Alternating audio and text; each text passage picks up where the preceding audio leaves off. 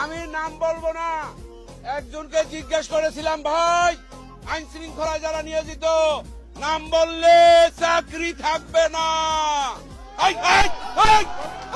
শালার বুধেরা চুপ থাক। উনি বললেন আল্লাহর কাছে, শালার বুধেরা দেন, শালার বুধেরা আরে বাড়াইতে হয় না, আল্লাহর কাছে বিচার রইল।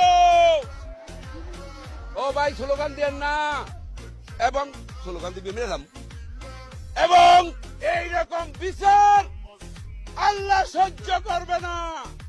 যার আই তুমি ঠিক দাও কেন শালার পুত ভোট দেন দান, আবার ঠিক দাও। সবাই হাত তোলেন। ওই শালার পুতেরা মুনাজাত কর, মুনাজাত কর, পুরো শালার পুতেরা মুনাজাত কর। মাইক আনতে বলছেন, আল্লাহ তোমার কাছে বিচার দিল,